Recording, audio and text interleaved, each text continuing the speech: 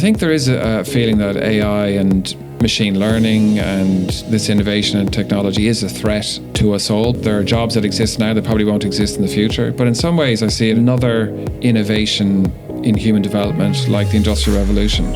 I'm Dr. Louise Messara. Welcome to Season 4 of the Future Health podcast, Future Proof, a podcast about the future ways we will work, the work we will do, and the impact of technology and scientific innovation on the future of the healthcare industry. We have a fantastic lineup of guests this season as we cover topics ranging from life-saving cars to robot lawyers and even diagnostic t-shirts. So go ahead and like, share, or subscribe now so you don't miss a thing.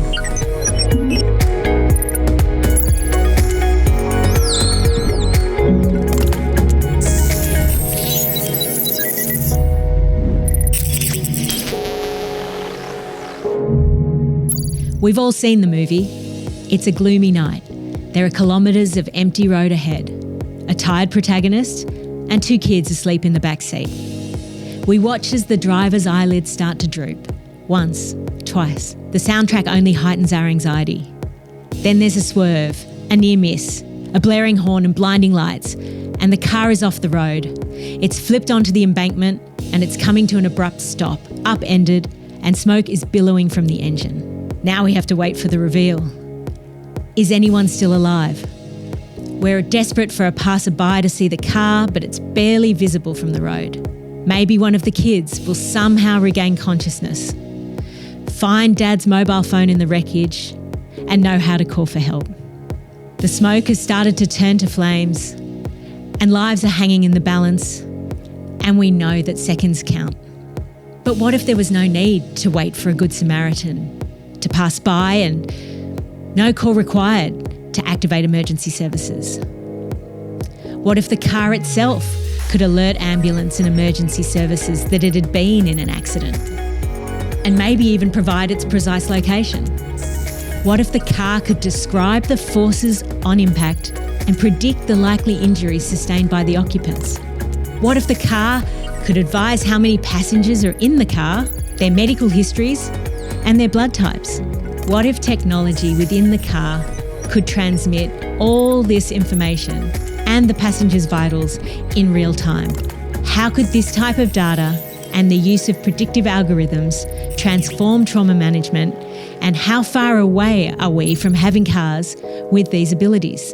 The question is it a delay of technology or maybe a delay of policy?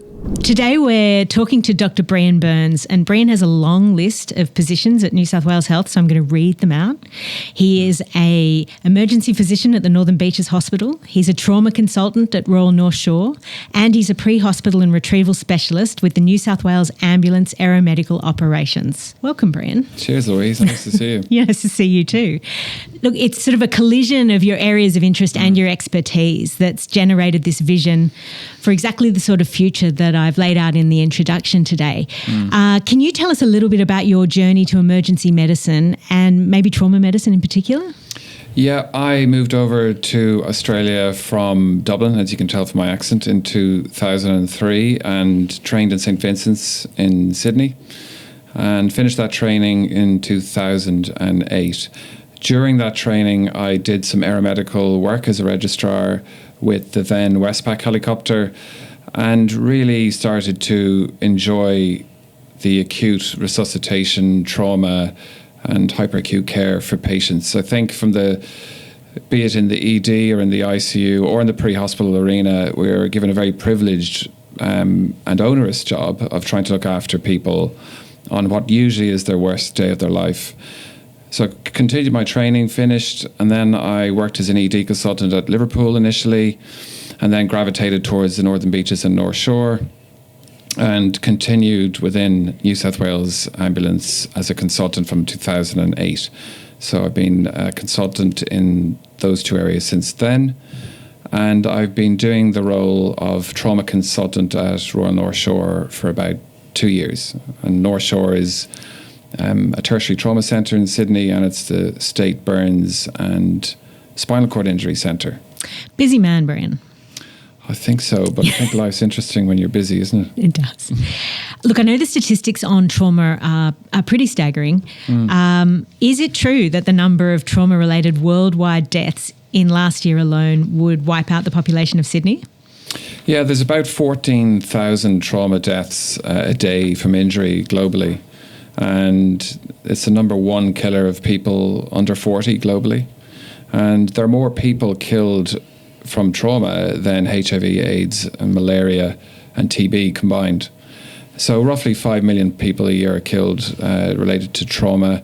A lot of those are in both high income and low middle income countries, and a lot of them are due to road accidents. So a stat from New South Wales, every 45 minutes someone is hospitalised or killed in road trauma. And rural Australia and rural New South Wales is overrepresented in trauma compared to metropolitan Sydney. For those listeners that aren't up with the lingo, can you tell us a little bit about what we mean by the golden hour? Yeah, this is a concept that's going for some time now, and it is reasonably controversial among clinicians. But for the lay public, I think it's a fairly simple concept in that after your initial injury, there's a finite period of time by which treatment has to be instituted for you to survive. And if you get a severe injury and you're bleeding, your life is just going to ebb away unless you get treatment. And half of all trauma deaths occur within that first hour. And those of us who do trauma resuscitation and emergency medicine and pre-hospital care, we're very motivated by trying to perturb that dying process or deflecting them from that trajectory of death and trying to get them back and stabilize them and bring them to a hospital and stop the bleeding. So that 1 hour in this country is outside the hospital. It's not in the hospital. Unless you fall off a ladder outside the front door of North Shore, you're going to be in the pre-hospital arena for your trauma for that first hour. So it's very important in not just trauma, but other areas that we try and bring intervention and treatment and processes to the point of injury. So you're obviously worried about the people we're losing between accident and hospital because of our current processes. Yeah. Okay. So maybe we should start with what the current processes are in New South Wales. If someone has a car accident and they're not outside Royal North Shore, what's the way the current system will respond to that event? So the way the current system is set up, so if you're driving your car and you have a car accident, we're currently reliant on either someone in the car, be it the person who's injured or someone else calling for help, or someone who notices the accident calling for help. And you'll remember a few years ago there was a famous case out at Sofala near Bathurst where a woman had crashed her car, went off the road, she wasn't sure where she was, and she just had enough battery left to call for help, having been knocked out for quite some period of time. And we had a rough idea where she was, but there was no real strong technology to tell us where she was. And she was found 12 hours later following her severe trauma in essentially a crater off the side of a road. We kind of classify those cases as cases you couldn't make up, but they do exist. Yeah. So currently what happens is a 000 call goes off. The dispatcher uses a script, a pro QA script, to try and ascertain what's going on. They're not clinicians who answer the phones. They're under a lot of pressure. They're taking a lot of calls. And then based on that, they dispatch paramedics to the scene. Now, what we have in New South Wales and in Sydney is we have an aeromedical operations centre. And in that is a rapid launch trauma coordinator. And that is a paramedic or a nurse who usually sits in there looking through this whole computer system for cases that might warrant a higher level of response, such as a helicopter with a doctor and paramedic on it. So currently, in all the steps, we're reliant on humans making decisions, humans taking the information, and sometimes reliant then on, when paramedics get to the scene, them relaying back the information that we need help. That's particularly compounded in the rural setting where help is not coming quickly. So the current system is quite a linear, sequential system rather than something that's adaptive and smart. Okay, Brian, I'm dying for you to tell us all, how are we going to do it better? Well, there's a couple of things that we can do better. I think overall technology will assist in rapid data gathering and then probabilistic calculation of when someone is severely injured. And that's what we're looking at. When someone has a car accident, for example, how badly injured are they? So we do have a lot of information, and there are sensors in cars that has trickled down from motorsport that can tell what part of the car has been hit and what energy level has been sustained in terms of kinetic energy. We know the harder you get hit and the faster you decelerate or get hit at, the worse things are. Simple physics. But what we don't know is the effect of those physics on the body, and that's kinematics. So while we can have information that says, yes, the car is very badly deformed, cars are getting safer, but we're not sure what's going on in the car. So we do need an additional information, and that comes through actual patient or person monitoring, largely through what's called biostats, or devices that can tell your pulse, your blood pressure, your perfusion, your saturation of your oxygen in your system. And a lot of smartwatches are improving in that technology. So what we need is a combination of those two, which can then rapidly process that information, share the information, and then almost automate a response. Mm-hmm. So, for example, in terms of the aeromedical operations I work in, launching a helicopter is expensive. It's an expensive, unnecessary need, but we need to get more accurate in terms of early activation of these kinds of processes to get to that point of injury quicker. So those things can be done. Formula One has been doing data analysis for years, and it has been trickling down. We don't have that here as yet at this point. So the cars have technology in them already, which we could make use of. And a lot of people already have sort of smartwatches or something like that. Yeah. And so we'd need both of those pieces, and we'd need those pieces communicating with New South Wales Health in some way to get this sort of process going. Is that? Yeah, that's exactly right. So what it would be is a lot of the cars are putting in all kinds of systems in them. For example, the LiDAR, anti-collision system, or autonomous driving. So we've heard a lot about autonomous cars. They have all kinds of information in them and sensors that can share and give information. We can't undo the human psyche. The humans will still disable this kind of stuff, right, because humans are humans, and there's high-risk behavior that goes on. I think it's what made us an apex species on the planet, but also that's been leading to our downfall in so many ways. But yeah, those kind of systems are already there. But in terms of, and smartwatches are there too, but these things cost and they're expensive. Mm-hmm. You know, smartwatches are expensive. The technology cost is often trickled down to the customer. And the same in cars. The cars with the highest levels of sensors and anti-collision are essentially, high expensive cars. So for us in Australia, that's not so much of an issue, but for low middle income countries, it is a problem. But integration within New South Wales Health in terms of policy and procedure is needed to do that. So it needs a conversation around that. So we've got the technology. And I get that, we've got an issue with connectivity effectively. But, you talk about the cost of these elements.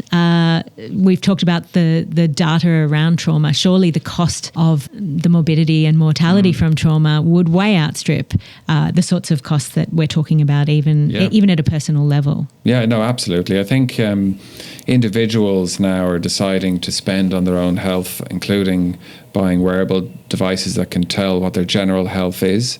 And I think we're going to talk about cardiac arrest in a little while, but certainly in terms of your own health, this is the future. And in terms of almost unconscious surveillance or behind the scenes surveillance of what's going on in your own system. And with respect to the cars, I'll give you an example. So there's alert devices. So the cars themselves can have alert systems in them. And you'll see in a lot of people's own cars listening at home, there is an alert system in there, but it's not yet integrated into a response system. So these are called integrated emergency alert devices, and they have been now made compulsory in new cars and light vehicles sold in the European Union and the UK since April 2018. And they already think this policy has been responsible for halving the response time to accidents in the last 3 years in the EU. There are now admittedly companies who are interested in installing this software in cars in Australia, and they reckon that this would save about 200 lives per year. Okay, so we've got some cost barriers, we've got some human behaviour barriers that you've alluded to. It doesn't look like there's a huge technology barrier, bit of a willingness, political policy barrier. How when you're having your conversations with policymakers and senior politicians. What's their response to this vision that you've laid out? Well, I haven't had that opportunity yet, but I'm hoping maybe something will come out of this. No, that would be good. I actually was, in preparation for this, was having a read on the New South Wales government website last night, particularly around road traffic trauma. And there is a 2026 Road Safety Action Plan, which features new targets to halve deaths and reduce serious injury by 30% on New South Wales roads by 2030 and to have zero deaths by 2050. Okay. So this is a target set by the New South Wales government. So there's definitely plenty of room for innovation and technology within New South Wales, and certainly I think the government can do a lot to help with that. So there's plenty of things the government can be doing in this. So from my point of view, the government can invest in research into this area. So there are companies that set up this technology and will deliver the technology, but we need clinicians who are interested in the applied aspect of this, so the clinical science in relation to this, to study this. And that needs to be through research grants. Legislation has to be created to create this environment as well. Or you could look at incentives to install this or have this in your car, such as tax relief on cars which have this technology, or a government rebate for buying a smartwatch that has technology to tell how you are doing. Maybe even car insurance opportunities as well. And car insurance, yeah. And then an environment for tech companies to perform innovation in New South Wales, I think, is very important. Look, it's a big rollout of changes that we would need. Is there a single sort of step or first step that you think could make a significant impact on saving lives that we can sort of think about starting maybe as individuals with the technology that exists? Yeah, I mean, there's a couple of things currently out there at the moment. So there's the iPhone 14 and the Apple Watch Series 8 and above currently have systems in them to tell when there's been a big deceleration force or something like I talked about earlier, kinetic energy and kinematics, something to detect that something has happened. Now, unfortunately, that technology is still in evolution and it's not that accurate. So you could be on a roller coaster in the Gold Coast and all of a sudden an alert. The aeromedical ambulance arrives. Yeah. So there are some issues around it, but it is improving all the time. And the beauty of technology, if you look at human development, we are in an exponential phase of development, both in technology and in medicine. And it is hard to keep up, but those things do exist. They're getting better. In terms of something that's up and coming right now, the Good Sam app is something that people at home are going to hear a lot about over the next few months. And I might just talk about Good Sam for a couple of minutes. So Good Sam, or the Good Samaritan app, was founded by a friend of mine called Mark Wilson, who's a neurosurgeon in London. And he does a lot of trauma neurosurgery. And what he noticed in trauma patients when they looked at CCTV in London was patients who were getting bopped in the head were falling on the ground and then not breathing. So there was an initial phase where they would not breathe, and unless someone assisted them with breathing or CPR, they died. So he got quite motivated to crowdsource response to cardiac arrest and resuscitation. And he started off with Good Sam, where people can sign up who have basic life support certificates or first aid training.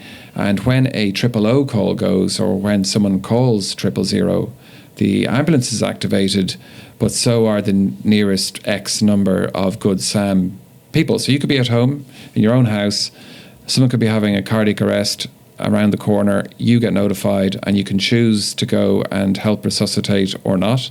And also on this app, it tells you where exactly this person is and tells you where the defib is. But in terms of trauma, the beauty of this app is when someone calls 000 from a scene and says, there's been a massive car accident, often there's a lot of chaos going on. That person is often very distraught because they're witnessing major trauma. They could be a family member of this. So what can be done is the dispatcher or another level, a clinician watching for these cases in a operations center, can actually turn the video on that person's phone and get them to hold the video up on their phone up to the scene. And a vision or a picture paints 1,000 words. Yeah. So literally that phone can just be put towards the car. We can tell by how badly deformed the car is. We can tell by how many occupants are injured. And he even has technology in this now to tell the heart rate and respiratory rate of the person by just holding the phone up to them. And soon they'll be able to tell their level of shock by just holding the phone. So you could have almost like immediate triage of these patients. And that's something that's coming up pretty much in the next couple of months. Worldwide? Good Sam's been running in many countries around the world for quite some time. Mm-hmm. It's in Victoria already, but it's coming to New South Wales very quickly. So if you are, wherever you are, sign up to Good Sam.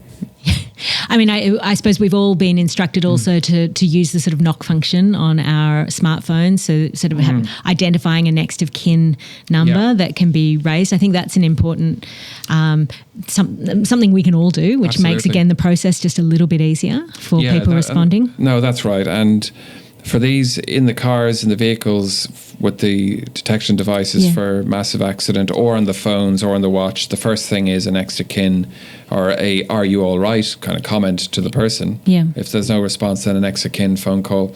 And that will have downstream effects to particularly elderly falls. So in the trauma statistics, the older patient population are a high cause of morbidity and mortality and trauma from just falling from their own height. So that function could be very helpful in identifying those people. You've got some very clever friends, and I'm sure you're all sitting around solving a lot of these problems, or at least positing solutions to all of these problems. What are the most clever questions these clever people are asking you when you're telling them about this vision for the future? I don't think they necessarily ask clever questions per se. I think when you spell this out as in the current deficits that exist. So, from the time someone gets injured to those processes gearing up and happening, and then how technology can help that. I mean, you don't have to be a rocket scientist to see the technology can help speed that whole process up. Their main comments are, why is this not happening already? The technology exists. There is a perception, I think, among people who work in health that things are very slow moving, and that things need to move faster. And I would agree with that. And a lot of my friends work in, private industry, and they, from their perspective, they would say we would just form a working party on this project team, make it happen. So I would like to see that kind of dynamism apply to this kind of area. Are there going to need to be new types of clinicians to analyse, receive and respond to this use of technology? I mean, it is sort of, I presume, we've talked about the input from the car and from the smartwatch. Presumably that then goes into some form of algorithm, and will are we suggesting that there'll be sort of artificial intelligence then dictating the response or the level of response, or are we assuming there'll be human clinicians sort of at that interface there? How do you see that working? I think there is a feeling that AI and machine learning and this innovation and technology is a threat to us all, particularly in our jobs. And I know kids in school nowadays are being prepared for this future. There are jobs that exist now that probably won't exist in the future. But in some ways, I see it as just another innovation in human development, like the Industrial Revolution. So I think when the Industrial Revolution came along, everyone remembered the Luddites popped up and said, "Oh, this is terrible. Everyone's going to lose their jobs." But that wasn't the case, and I don't think that's going to happen. But at the end of the day, we do need humans.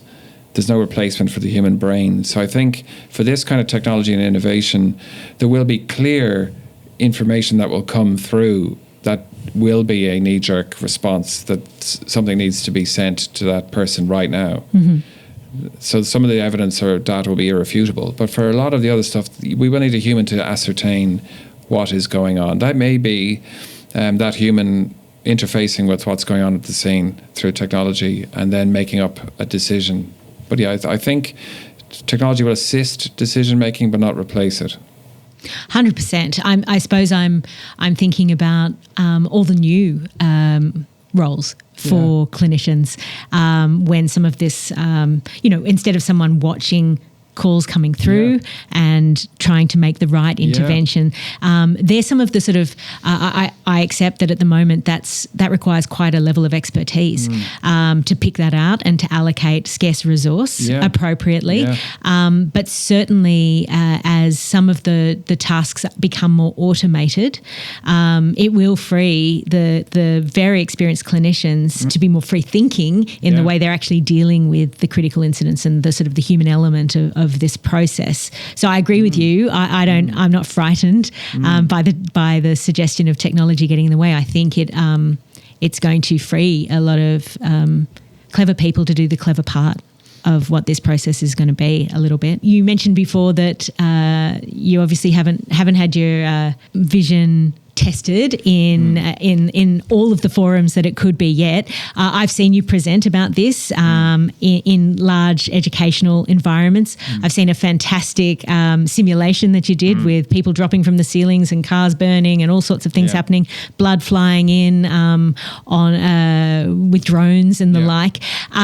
What is the next step for you in terms of trying to bring this to a reality? And are there elements of this future that you think we are moving towards in New South Wales Health at the moment? It's a very good question. I totally agree with your previous comment, by the way, as well, in terms of the future interface. I think that's going to happen. From the point of view of New South Wales Ambulance, they get 1.2 million calls per annum. So for that single rapid launch coordinator trying to find severe trauma, looking through that whole matrix, it's very hard. So yes, I totally agree with the previous point. I think there needs to be almost at this point a summit around technology in New South Wales Health and get private industry in as well, innovators in, and or set up a hub in this beautiful building here and have a discussion about how we're going to move this forward, an ongoing working party, because there is definitely appetite within innovators and tech companies to bring this forward. Medical technology is huge. I think in terms of things that are going ahead in terms of trauma specifically, we know that patients are, one of the big preventable causes of death is bleeding. And if we get blood products into patients early, we can keep them alive for long enough to get them to the point of definitive care, which is to stop the bleeding. And then they make a pretty good recovery and go home. So one of the things we're trying to look at in New South Wales is we obviously have blood resources based very much in the major towns or cities and not so much in the rural setting. And for example, on the helicopter we bring 4 blood products. That's not enough to transfuse someone who's severely bleeding. So there is a lot of work around the world looking at other methods of bringing blood rapidly to a patient, and that's blood drone delivery.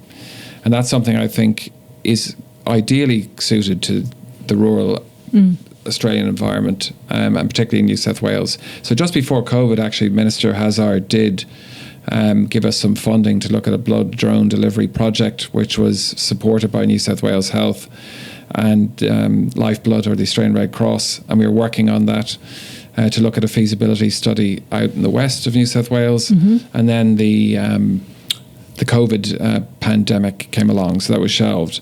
But there is a lot of appetite for using drone technology for medical applications, which will make sense because we have a very cramped road network.